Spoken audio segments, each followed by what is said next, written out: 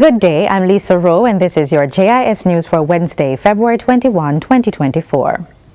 Work is to begin soon on Phase 1 of the University Hospital of the West Indies UHWI redevelopment project. Prime Minister Andrew Holness and Health Minister Dr. Christopher Tufton signed a $278 million contract and broke ground for the project at the hospital's premises in St. Andrew yesterday. The work will involve the realignment of the ring road, a precursor to the phased development of medical towers on the hospital grounds. That procurement process is well advanced. The architect is here, and we're almost at the end of the final internal designs, at which point we will go to market for a contractor and begin the process of selecting and finalizing plans to break ground for that facility. That facility is going to signal another big effort at renewal of our infrastructure. It will involve all new equipment. Prime Minister Holness says this marks the beginning of a transformative chapter in the history of the University Hospital. He asserts that the provision of state-of-the-art facilities will further elevate the hospital's status and capabilities, ensuring that the UHWI remains a center of excellence in the region. The current hospital infrastructure, with its aging buildings and inefficient layout, and I stress that, aging buildings and inefficient layout, poses numerous challenges, from maintenance issues to overcrowded departments. The need for comprehensive redevelopment is evident. The proposed redevelopment aims to address these challenges by modernizing facilities, enhancing departmental synergy, and expanding critical care services. The government has set aside $845 million to build new classrooms and other amenities for schools this fiscal year. This is to end the shift system and reduce overcrowding in schools. The allocations are outlined in the 2024-2025 Estimates of Expenditure, which was recently tabled in the House of Representatives by Finance Minister Dr. Nigel Clark. Among the projects budgeted is the completion of architectural and civil or structural designs for the JIS Infant School, Papine and Newell High. JIS and Papine are among 11 schools set to undergo expansion. The others are Bound Brook Primary and the Port Antonio, Aberdeen, Bel Air, Denham Town, Nain, New Forest, Stony Hill and Westwood High Schools. Papine High will also benefit from the completion of a wastewater treatment system, and new chairlifts will be installed at Sydney Pagan High. Government has also budgeted money to support the completion of electrical upgrades at several institutions, namely Little London and Savannah Lamar Primary, along with Alston, McGraw, Homewood, Guys Hill, Spanish Town, Jonathan Grant, Glengough, Seaforth and Edwin Allen High Schools. The erection of security fences will also be completed at Galena Primary and Infant, Eccleston, Nago Head, Bridgeport, Parrytown, Retirement, Windsor Forest, Johns Hall, and Brixton Hill Primary Schools and Kingston and Onoto Bay High Schools.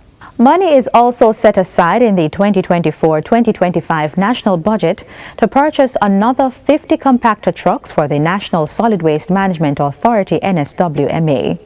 $916 million is budgeted for the acquisition, which represents the second consignment of units for the NSWMA to bolster the operations of the entity. An initial batch of 50 new trucks was previously handed over to the authority in late 2022. The government is funding the acquisition of 100 compactor trucks to increase the NSWMA's fleet to an acceptable level. The authority provides solid waste management services across the island in order to safeguard public health while helping to create an environment that is healthy and aesthetically pleasing for residents and visitors.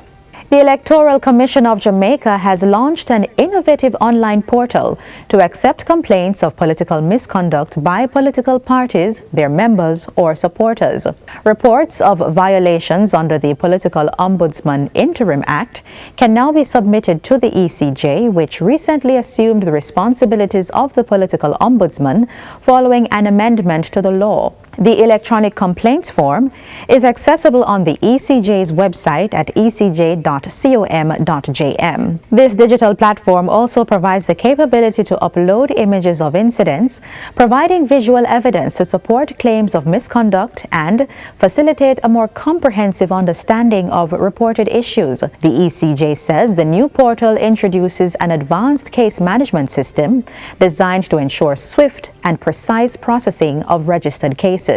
Chairman of the ECJ, Earl Jarrett, says the Commission is committed to leveraging technology to streamline the complaint resolution process, fostering greater transparency and accountability within the electoral system. A statement from the Commission adds that it plans to release a mobile application enabling citizens to submit video recordings of incidents directly from their smartphones. Concerned individuals or groups may also call 876-754-5845 or send an email to ecjombudsman@eoj.com.jm. And finally, farmers who adopt the slash and burn method to clear their fields are encouraged to seek advice from the Jamaica Fire Brigade, JFB, to avoid bushfires. Commissioner of the JFB, Stuart Beckford, made the call at a recent JIS think tank session. The warning comes as the country continues to experience a significant increase in bushfires and devastation to many acres of farms with crops and irrigation infrastructure. We also encourage them to contact our fire prevention division, where we can provide them with guidance as to how you can go about burning safely.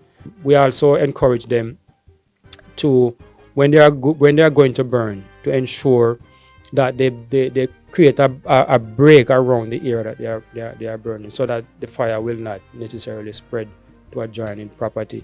Mr. Beckford reveals that the brigade responded to 6,443 bushfire calls last year. So far this year, bushfires have already been recorded in St. Catherine, Westmoreland and Clarendon, many of which Commissioner Beckford says were caused by the careless use of fire.